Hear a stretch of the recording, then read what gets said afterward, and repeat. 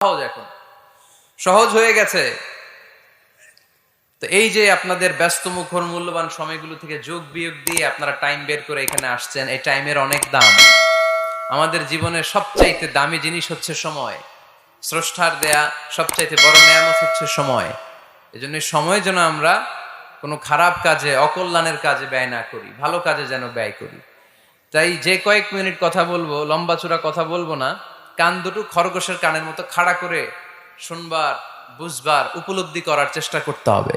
আমি প্রায়ই বলি, আমাদের একটা শক্ত সিদ্ধান্তই পারে আমাদেরকে জান্নাতি বানাতে। শক্ত সিদ্ধান্ত। আর আমাদের একটা দুর্বল সিদ্ধান্তই পারে আমাদেরকে হাতাবু জাহান্নাম, জাহান্নামের লাকড়ি বানাতে। So the decision is years. সিদ্ধান্ত আপনাদের। আপনি কোন পথে যাবেন, ডানে না বায়ে? ডানে গেলে জান্নাত, বায়ে গেলে জাহান্নাম। তো কোন দিকে যাবেন? কোন দিকে? ডানে যাব, কারণ আমরা ডানপন্থী, ডান ব্লকের লোক। সব নবীরা ডানপন্থী ছিল। সব নবীরা কি পন্থী ছিলেন? আমরাও ডানপন্থী। ডানপন্থী থেকেই যেন আমরা আমাদের শেষ নিঃশ্বাস ত্যাগ করতে পারি। আল্লাহ তুমি তৌফিক দাও। আজকের আলোচনার বিষয় হালাল এবং হারাম। আলোচনার বিষয় হালাল এবং হারাম। দুই রাস্তা, হালাল চলে গেছে এইদিকে, হারাম গেছে এইদিকে। তো আমরা যাব কোন দিকে? ডান দিকে। হালাল খুব বরকতময়, হালালে বরকত বেশি, হারামে বরকত নাই। বিশ্বাস করেন? 1 কোটি টাকা ইনকাম মাসে। কয় কোটি? এরকম লোক আছে না কসবায়? বাংলাদেশে আছে না? 1 কোটি টাকা ইনকাম, কোটি টাকা ইনকাম তার। কিন্তু বছরে কোটি কোটি টাকা তার ইনকাম, 1 মাসে ইনকাম 1 কোটি টাকা। কিন্তু দেখা যায় মাসে একটা হসপিটাল বিল পরিশোধ করতে তার চলে যায় 50 লাখ টাকা। আছে না নাই? ওয়াইফের ক্যান্সার, যার নেই কোনো অ্যান্সার। ছেলে ইয়াবা খায়, ওরে দেয়া লাগে 20 লাখ। বাড়ি ভাড়া, খাওয়া দাওয়া ইত্যাদি খরচ শেষে দেখা যায় মাস শেষে আরো 20 লাখ ঋণের মধ্যে পড়ে আছে না নাই? কিন্তু মাসে ইনকাম ছিল কত? 1 কোটি। কিন্তু মাস শেষে দেখা যায় 20 লক্ষ টাকা ঋণের বোঝায় চাপা পড়ে আছে। আর রিক্সাওয়ালা, ওর বেতন নাই, যা পারে ইনকাম করে প্রতিদিন।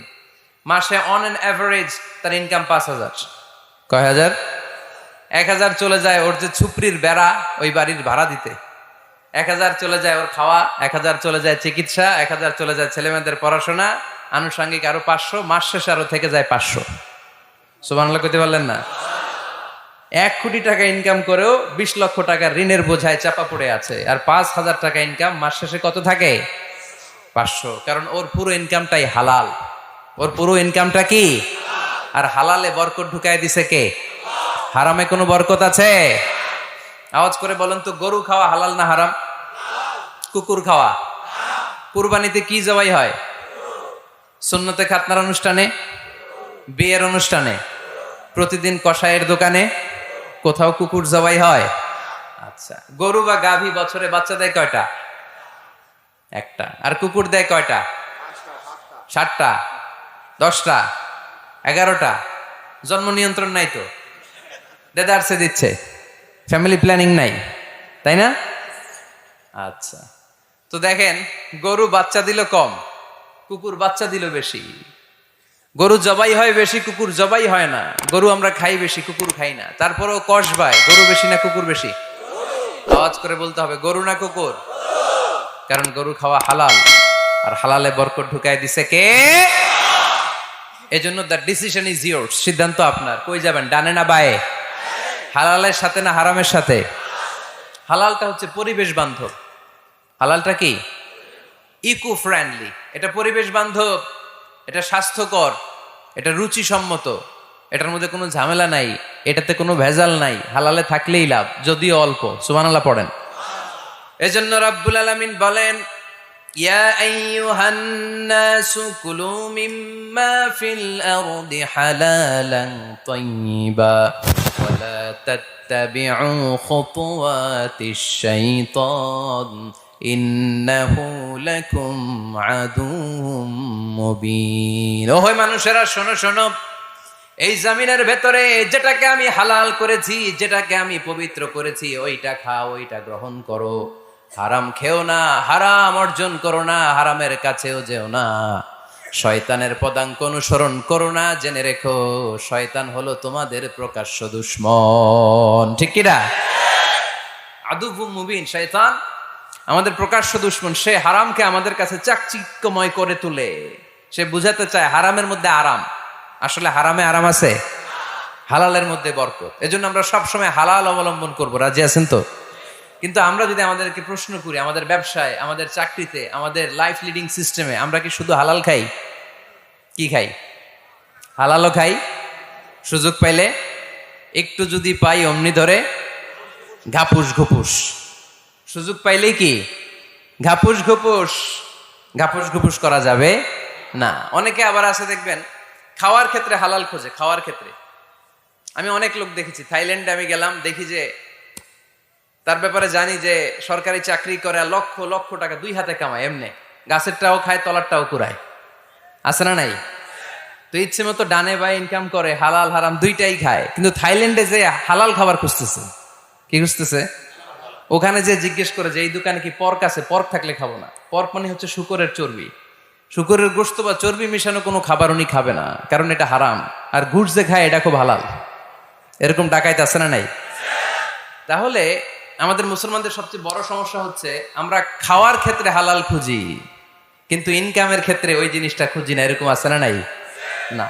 Your food should be halal, your drinks should be halal, your income should be halal, your dress up, your fashion should be halal, and your entertainment should be halal. আপনার পোশাক হতে হবে হালাল, আপনার খাদ্য হতে হবে হালাল, আপনার উপার্জন হতে হবে হালাল, আপনি যে বিনোদন করছেন এই বিনোদনটাও হতে হবে হালাল। চিল্লায় বলেন ঠিক কিনা?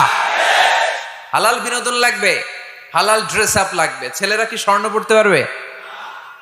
ছেলেরা কি সিল্কের জামা পড়তে পারবে?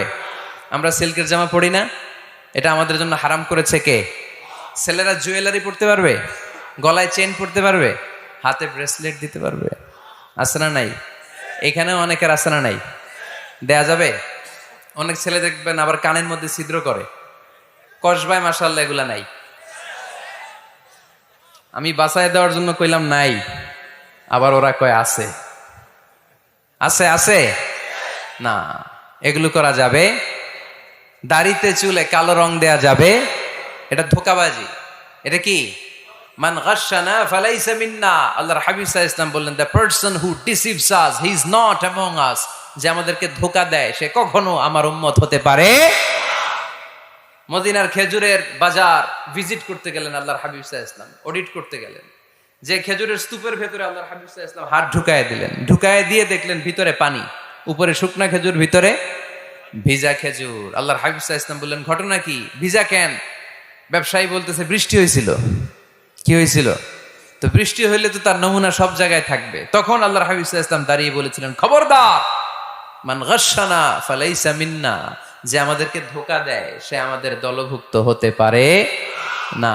এজন্য আমরা যেন কাউরে ধোঁকা না দেই, আমরা যেন হারামের সাথে সম্পর্ক জুড়ে না দেই। আমাদের সম্পর্ক হবে হালালের সাথে। চিল্লায় বলতে হবে কিসের সাথে? আজকের মাহফিলটা তখনই সার্থক হবে যখন এই কথাগুলো শুনে আমরা এই সিদ্ধান্তে উপনীত হতে পারবো যে আমার ফুড, আমার ড্রিঙ্কস, আমার ইনকাম, আমার ড্রেস আপ, আমার এন্টারটেইনমেন্ট, আমার সব কিছু হালাল দিয়ে আমি সাজাবো। আমার জীবনটাকে আমি হালাল দিয়ে সাজাবো। রাজি আছি না নাই? সব হালাল হইতে হবে। নারীদের ফ্যাশন, অনেক নারীরা ফ্যাশন সচেতন। খবরদার, নারীরা টাইট ফিটিং পোশাক পরতে পারবে না। পারবে? পাতলা পোশাক পরতে পারবে না। তারা নিজেদেরকে আবৃত করে রাখতে হবে। টাইট ফিটিং পোশাক পরতে পারবে না, অন্য ধর্মের পোশাক পরতে পারবে না, পর চুলা লাগাতে পারবে না। এই ফোর কর্নার্স, এই বর্ডার গুলো মেনে নারী যে কোনো ধরনের ফ্যাশন নিতে পারে। এই ফ্যাশনগুলোকে বৈধ করেছে কে? এজন্য রাব্বুল আলামিন বলেন, ইয়া আইয়ুহান নাসু কুলু মিম্মা ফিল আরদি হালালান তাইয়্যিবা ওয়ালা তাত্তাবিউ খুতুওয়াতিশ শাইতান ইন্নাহু লাকুম আদুউম মুবিন। সুবহানাল্লাহ পড়েন। ওহে মানুষেরা, এই জমিনে যেটা পবিত্র আর হালাল বলে আমি ঘোষণা দিয়েছি সেটা খাও, কারণ সেটাতেই বরকত। আর শয়তানের পদাঙ্ক অনুসরণ করো না, কারণ শয়তান তোমাদের প্রকাশ্য শত্রু। কথাটা বলেছেন কে? তাহলে আমরা হালালের পক্ষে না বিপক্ষে? এই আপনাদের গলার আওয়াজ। হালালের পক্ষে না বিপক্ষে? হারামের পক্ষে না বিপক্ষে? আমরা আমাদের জীবনটা হালাল দিয়ে সাজাতে চাই কি চাই না? কারণ হালালে বরকত ঢুকাই দিছে কে? কিভাবে আপনার জীবনের প্রতিটি অঙ্গনকে হালাল দিয়ে সাজাবেন, কিভাবে এই হারাম থেকে বেঁচে থাকবেন, এর কিছু মূলনীতি আছে। Some principles, you have to follow it. এই প্রিন্সিপালগুলো যদি খেয়াল করেন তাহলে হালাল দিয়ে জীবন সাজানো সহজ। আর এই প্রিন্সিপালে, মূলনীতিতে যদি ভেজাল লাগাই দেন তাহলে সব জায়গায় ভেজাল আছে না নাই? আজকে এই চমৎকার দুপুরে আমরা হালাল হারামের মূলনীতির ব্যাপারে কয়েকটি কথা শুনে বিদায় নিব ইনশাল্লাহ। পড়েন। হালাল এবং হারামের প্রথম মূলনীতি হচ্ছে আল আসলু ফিল আশিয়াই আল ইবাহা। মূলত সব কিছু পৃথিবীতে যা দেখি, যা পাওয়া যায়, খাবার দাবার যাই হোক না কেন, মৌলিকভাবে সবকিছু হালাল। যুবক ছেলেরা বুঝে যাও, কান দুটো খরগোশের কানের মতো খাড়া করো। আমি সহজ করে বুঝাবার চেষ্টা করব, যদিও সহজ করে বুঝানো সহজ না। সহজ করে কইতে আমায় কহজে, সহজ করে যায় না কওয়া সহজে, ঠিক কিনা? তারপর আমি চেষ্টা করছি সহজ করে বুঝানোর। খুব সহজ। আর দিন ও ইউসরুন লা উসরা ফি, দিন সহজ, এর মধ্যে কাঠিন্যতা নাই। মন জয় করার 4টা বাক্য আল্লাহর হাবিব সাল্লাল্লাহু আলাইহি ওয়াসাল্লাম আমাদেরকে শিখিয়ে গিয়েছেন। বাশিরু ওয়ালা তুনাফিরু, ইয়াসিরু ওয়ালা তুআসিরু। সহজ করে উপস্থাপন করো, কঠিন করো না। মানুষকে দিনের প্রতি আকৃষ্ট করো, দিন থেকে ভাগিয়ে দিও না। আমরা অনেকে দিন থেকে ভাগাই দেই, আছে না নাই? এক ছেলে হিন্দু হইছে, হিন্দু থেকে মুসলমান হইছে, আগে ছিল হিন্দু, এখন দেখে এই ছেলেরা কি সুন্নি মুসলমান বানাবে, না ওয়াহাবি বানাবে, না আহলে হাদিস বানাবে, না হানাফি বানাবে, এই নিয়ে কিলাকিলি আছে না নাই? আহা, কি বিপদ! সে আগে হিন্দু আছিলাম, এটাই তো ভালো আছিলাম। মুসলমান হওয়ার পরে এর ভয় দেখানো শুরু করছে, এই খবরদার, নামাজ রোজা জাকাত হজ সব লাগবে, হারাম খাওয়া যাবে না, এটা নাই ইসলামে, এটা নাই, ওইটা নাই, ওইটা নাই। হিন্দু কই তাহলে আমিও নাই, এরকম হয় না? খবরদার। আল্লাহ ছাড় দিতে চায়, মৌলবীরা ছাড় দেয় না, আছে না নাই? তো আমরা যেন কঠিন না করি। হালাল হারামের প্রথম মূলনীতি হচ্ছে basically everything in this world is হালাল। এই পৃথিবীতে যা আছে সবই হালাল। সব কি? সব হালাল, সব হালাল, সবই হালাল, অল্প কিছু হারাম। সুবহানাল্লাহ পড়েন। যদি এমন হইতো এই পৃথিবীতে যা আছে সবই হারাম, অল্প কিছু হালাল, খুব ভালো হইতো, তাই না? সুবিধা হইতো আমাদের। তা আমাদের সুবিধা করে দিলেন কে? সুবহানাল্লাহ পড়বেন না? বেসিকলি এভরিথিং ইজ হালাল। পৃথিবীর সব কিছু হালাল। আপনারা যদি কেউ কিছু বলে যে এটা কি হালাল না হারাম, আপনি হুট করে বলবেন আগে বলবো হালাল। যদি হারামের দলিল পাওয়া যায় তখন বলবো হারাম, ঠিক কিনা? আমাকে যদি বলেন এটা হালাল না হারাম, আমি যদি বলি হালাল, আপনি যদি বলেন দলিল দেন, এটা আপনি ভুল বলবেন। কারণ কোনো কিছু হালাল করতে হলে দলিল লাগে না। কোনো কিছুকে হালাল বলে সাব্যস্ত করতে দলিল লাগে না।